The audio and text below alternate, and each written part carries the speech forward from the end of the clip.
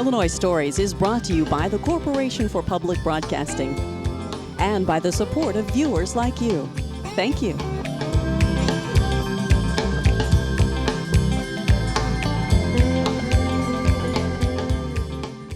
Hello, welcome to Illinois Stories. I'm Mark McDonald at Rushville at the Phoenix Opera House. In fact, we're not supposed to be in the Phoenix Opera House today. We're supposed to be at Sky Rush Park, where they've rebuilt the amphitheater because there's outdoor theater coming this summer to Sky Rush Park. But we got rained out there. So when you see a scene outdoors during this program, you'll know that that was shot this morning before the rain came. The rest of the scenes of the reunion, which is the play we're talking about today, were shot here in the Phoenix. It's a play that was written 25 years ago by Jane Boyd. And Jane, you wrote it 25 years ago, and you're here to be an advisor on it again this year. That's right. Right? I directed it the first time, but not this time. You did? Yes. Okay, so you had some help directing this time. But the author always has to be there, right? The author always has to be on. Well, you can't let go. You can't let go, You got to get your 2 cents worth in there. When you wrote this play 25 years ago, you did it at the request of the Scripps family. Yes. And a lot of our viewers don't know that the Scripps family, which is a very famous publishing family, got their start in the United States here in Rushville, didn't they? That's right. Tell us a little bit about them. Well, they came here from England in 1791 because the changes the Industrial Revolution had made in incomes, and it had become difficult, so they decided to come and try their luck over here. And of course, they ended up doing very well. So in 1891, they had a reunion in Rushville where they had eventually settled. And then again, in 1991, they decided to have another one. There were 500 people came that time from all over the big family, all over the world. Yeah. They actually had so many, they stayed in Springfield and had a big party there on Saturday night. 500 came to, wanted to be in Rushville, but there wasn't room for all 500. No, couldn't begin to be. Wow. There's a line you heard in the song that there was a traffic jam at O'Hare Airport. Right, that was because of and that. we will hear, well, that's one of the scenes we're going to see. That's one of the scenes. And so they asked me, I'd written some things for our local show, and they asked me if I would do it. They would do the research and tell me what they wanted in it. So I got this large parcel of research telling me precisely what they wanted in the show. So everything is, with a very few small exceptions, is matter of record. During the course of this program, we're going to see some scenes from that show, the play that you wrote. It's a musical, so you wrote the lyrics, and you wrote the melody lines, and you of course wrote all the book. So it's all yours. Pretty much so. Does it still hold up 25 years later? Well, you know, when they said they wanted to do it, I got the book out and I looked at it and I thought, oh gee, I'm going to have to rewrite this. But when I did, I decided, well, this isn't too bad. So all I changed was the beginning and the end just a little bit to make it fit the date. And will there be Scripps family members coming in for the reunion show? We know of about 15 who are coming, yes. Is that right? That's wonderful. And I think the reason they're coming, they have been very generous with the city of Rushville because they have a lot of money. And they're wanting to introduce their younger generation. And I think they're hoping that they will carry this out, and of course we do too. And you mentioned newspapers, but of course they're always also famous for the Institute of Oceanography in California. I didn't know that was the same family. And Scripps Hospital. Yeah. It's all connected. And they still have a very soft place in their heart for Rushville. They do. Well, thank you, Jane, and congratulations on getting your play done again. Well, that's kind of neat. I'm tickled with it. Yeah, thank you. David Haney, Jane chose you to direct this play. Did she say why she wanted you to do it?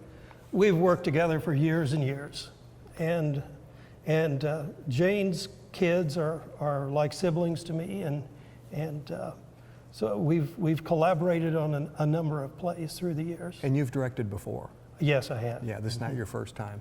Now, back 25 years ago when she first produced this play, she directed it. Correct. And do you remember having seen it?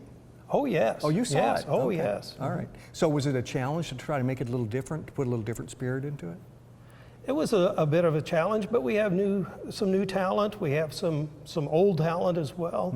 But we're getting some of the younger generation involved, and that's the good thing for us to get some of the kids and young adults involved. We were supposed to be outside at Sky Rush Park shooting this, and we didn't get lucky with the weather today, but we had a really good fallback because we were able to come to the Phoenix Opera House to shoot some of the scenes. But when this is produced, it'll be produced outdoors at Sky Rush Park. It'll be produced at Sky Rush Park, unless it rains. And this year, who knows? Yeah, this year, there's no way of telling this year. Okay, so we're going to talk about one of the scenes. We shot several scenes for this production.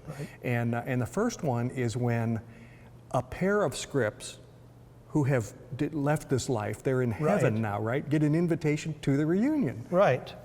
Well, the premise is that the Scripps family is having a reunion. And William and Grace were the first Scrippses to come from England to America. They're in heaven, and they get an invitation to the reunion. Their first question is, how can we attend a reunion? We've been dead 150 years. But a harp glissando, and here they are in Rushville. Grace! Grace, wake up, Grace! William, what is it? We have an invitation. It was just delivered by Gabriel. Gabriel, the archangel himself? I didn't know he delivered messages. Well, ordinarily he doesn't, but St. Peter must have thought this was of sufficient importance to make an exception. It must be important if the gatekeeper himself thinks so. What does it say? It says, to our honored ancestors, William and Grace Scripps, you are cordially invited to a reunion of your descendants to be held in Rushville, Illinois on July 30th, 2015. A family reunion? How in the world could we go to a family reunion? We've been dead for 150 years. Well, it goes on to say that transportation will be by the magic of theater, and that arrangements will be made by Pandora's Playhouse. Well, that's a strange name for a travel agency. Pandora's Playhouse? I've never heard of them. I don't think we should do it. Besides, I don't have a thing to wear. I haven't had a new dress since my funeral. I don't know how they can call this place heaven when there isn't a single decent place to shop. Well, according to the invitation, their costume department will take care of that. Oh, William, I don't know. It all sounds very strange to me. We'd better think this over. Line? Grace? Oh, yeah. At this point, I'm sorry, this is screwing it up, I know. At this point, the harp plays something, and we're supposed to be transported into today. Grace, I think we're already here. Oh, yes, I think we must be. Just look out there. All those people. Well, yes, there are quite a lot of them. Are you all Scrippses? I'm sorry, that wasn't very good. Can we try that again? Now, anybody who is a Scripps, or married to a Scripps, or descended from a Scripps, or even knows a Scripps, or has been to Scripps Park in Rushville, please stand up. Oh, my. Isn't this remarkable? It certainly is, Grace. Remarkable. To think of what we started when we sailed across the sea. That all this life, this energy, began with you and me. So vital, So ambitious. who'd have dreamt that this could be remarkable? Just remarkable.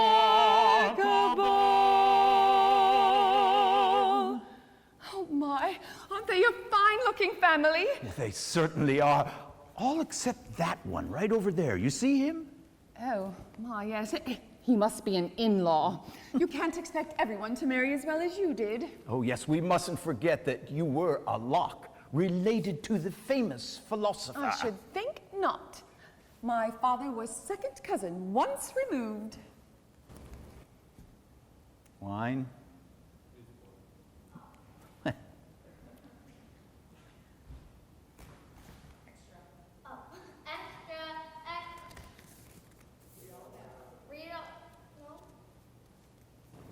Extra serious traffic jam at O'Hare Airport caused the Scripps family reunion. Extra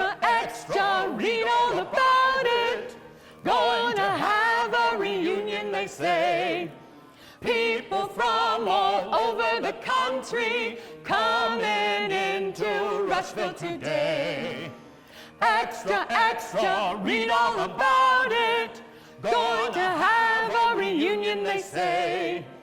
People from all over the country coming into Rushville today. David, you're right. You've got some talent on this cast. Oh, yeah. They sounded terrific. Those are great voices. Wonderful voices. Yeah. Wonderful voices. Now, when you were in school a long time ago, a whole decades and decades ago, right? Okay, you wrote a master's thesis, and Right. the person you chose to do your master's thesis was Reverend John Scripps. And why did you choose this man? Well, John Scripps was an itinerant Methodist preacher, and he was the first Scripps to settle in Rushville. And he wrote prolifically, but little is known about what he actually wrote. Mm-hmm. And I knew the Scrippses were a colorful group. Mm-hmm. So I had the opportunity to read his scrapbook of his clippings, and it just coalesced into a thesis. Mm-hmm. And actually, you probably know more about the first Scripps, the first American Scripps, than anybody, because nobody was really paying much attention to this family, was it? Well, they were a very interesting group, and it's a typical American story. They landed on the East Coast, came down the Ohio River, settled in Cape Girardeau, Missouri. Mm-hmm. John Scripps decided to marry and leave the ministry, and did not want to raise his family in a slave state. So he and his wife emigrated to Rushville. Mm-hmm. And was a preacher here. He was a lay member of the congregation here. John Scripps was an exact contemporary of Peter Cartwright. Okay. Peter Cartwright stayed in the ministry his entire life. Mm-hmm. John Scripps settled here and started a tannery and a store, was the editor of the newspaper. Aha. Had that in his blood, didn't he? Yes, Yeah. he had that in his blood. Okay. Now, during this play, and this next scene we're going to see, we shot outdoors before the rain started. Right. But there's an angel in the Yes. play. What does she do? The angel serves to make the transition from scene to scene, because this play covers 150 years of Scripps history. So as we move from one era to another, the angel makes the transition for us. Okay.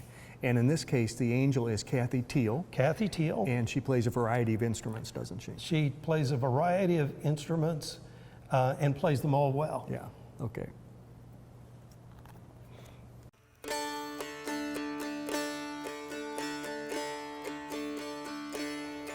So William and Grace, they did soon settle down right there in Virginia, in old Morgantown, with John and the babies and Benjamin dear, their servants, their household, and old Chevalier.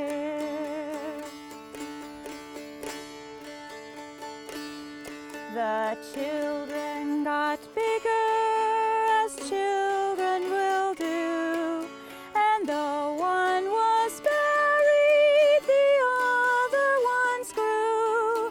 But Benjamin, healthy and fine, went west from Virginia in 1809.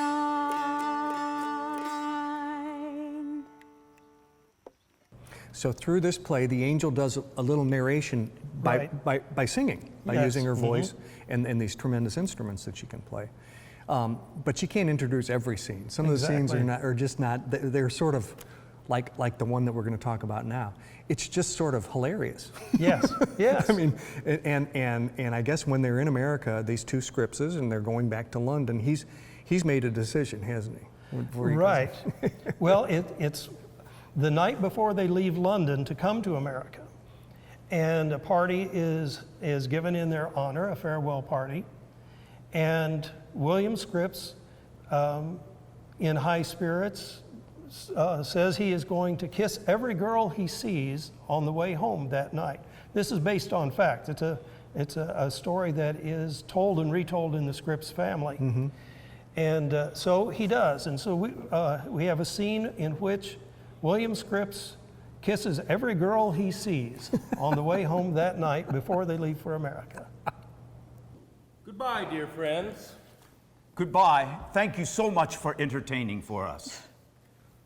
Oh, it was our pleasure. Oh, William, when will we ever see you again? God only knows. Goodbye, Amanda. Oh, goodbye, Grace.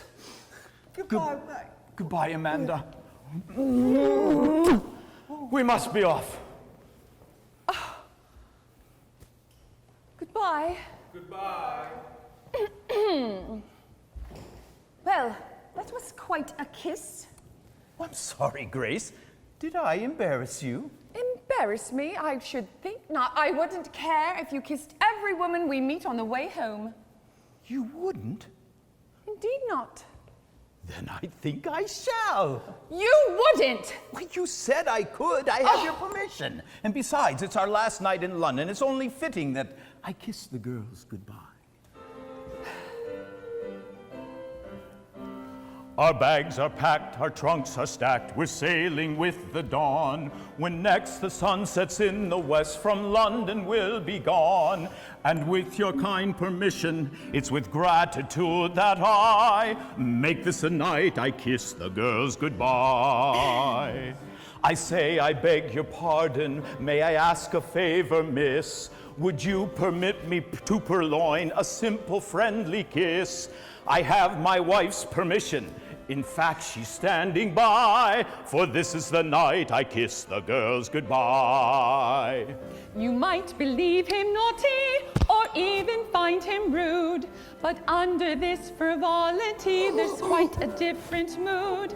He laughs to cover sadness, it's difficult you see. Tomorrow we'll be sailing to America with me. I say, I beg your pardon, crap. Your youth has surely found again, 'cause I've been keeping score. It's one for the land, or rather the sea. Oh, how the time does fly. For this is the night I kiss the girls. I'm surely going to miss the girls. This is the night I kiss the girls goodbye. Ta-ta.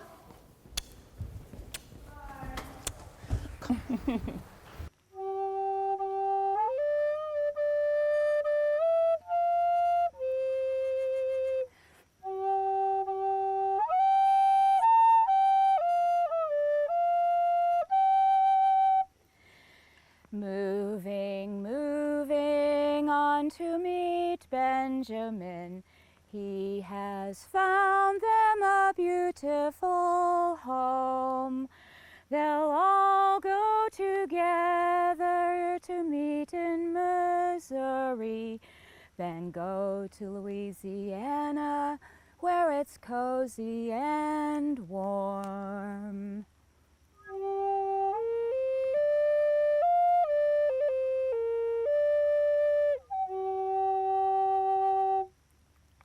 Well, David, as it turns out, John, the man that you did your thesis on, right, the one who lived in Rushville, was a tanner and then became a publisher in Rushville. He didn't really start the family business in publishing, did he? No, his brother had been the publisher of the London Sun, and then his nephews went on to start newspapers in larger towns. Mm-hmm. One nephew, John Locke Scripps, was one of the founders of the Chicago Tribune. Other nephews and nieces then started newspapers in Detroit and Cleveland and Cincinnati and St. Louis and all over the country. Mm-hmm. Many of those are still Scripps newspapers. Yeah. And we talked a little bit with Jane about the family enterprises. Not only have they done that, but they have the television stations and the radio stations, right, and the foundations that they have started. Yes, they've been a prolific family. Mm-hmm. Now the first one in America to have a big time publication would have been the Chicago Tribune, I guess. Right. And he was a nephew of John, and he lived in Rushville for a time, didn't he? He started out in Rushville and then made his way to Chicago. Mm-hmm. That was at the same time that the cities were beginning to really really grow, and large volume newspapers were becoming, it was the internet of the day. It was the way you got current information. And the Chicago Tribune was probably not much when he took it over, if anything. It was just a fledgling. And in this case, in the scene we're going to see, he was actually very involved, wanted to become very involved in politics because he heard about a young man down in southern Illinois. Right. And when Lincoln was being mentioned for political candidacy to run for president, he and John Locke Scripps met together in the Blackstone Hotel and agreed that Scripps would write his life story so that the little-known Illinois lawyer could become known throughout the country. Interesting meeting. And also, we just want to remind our audience, this is a working rehearsal. Some of these actors are still on book, so they haven't memorized their lines yet. So we have to give them a little credit for doing this early for us. They jumped in and accepted the challenge. Okay, thank you. Good day, Mr. Scripps. Good of you to see me. Happy to do so, Mr. Lincoln. I've been hearing a lot about you lately, and I've been quite anxious to meet you. Please have a seat. I trust it's nothing a reputable paper like yours would print in its gossip columns. Gossip is not our forte, Mr. Lincoln, but you've been making quite a name for yourself in politics lately, and that, sir, is an area of which we take considerable interest. So do I. Nobody is more surprised than I that others have taken an interest in my qualifications. Some of my politician friends seem to think that I should run for president. And never one to avoid a struggle, I believe I've decided to do so. Now that is interesting news. I believe you might find quite a deal of support. Do you suppose you could offer some of that support yourself, Mr. Scripps? I'd be interested to know your position on the pertinent issues. In fact, I think the readers of the Chicago Tribune would be interested too. How would you feel if we were to put together a biography about you, since you're not well known on the national level? That would be very nice of you.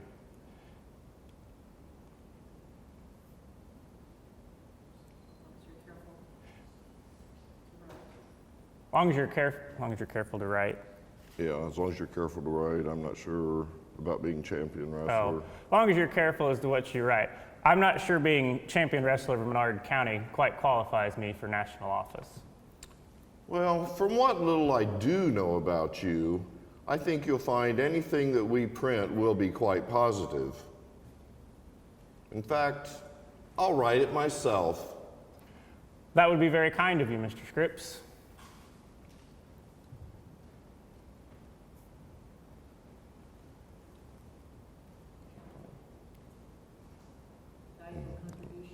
That would be a valuable contribution to my campaign. We shall perhaps both benefit from our acquaintance, Mr. Lincoln. Good day and good luck. Good day to you, Mr. Scripps, and thank you. Reunion, the story of the Scripps family, will be staged in Rushville again 25 years after its first staging. But don't look for it here at the Phoenix Opera House unless the weather is bad. Look for it at the amphitheater at Sky Rush Park, the last weekend in July. With another Illinois Story in Rushville, I'm Mark McDonald. Thanks for watching.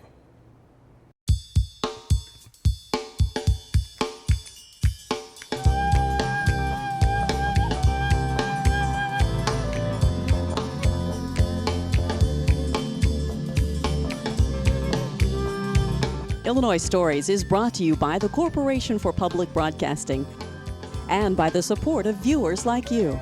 Thank you. For a DVD copy of the program you've just seen, send $19.95 to Network Knowledge, P.O. Box 6248, Springfield, Illinois 62708. Be sure to include the program name, subject, and when the program aired. You can also order with your credit card by calling 800-232-3605.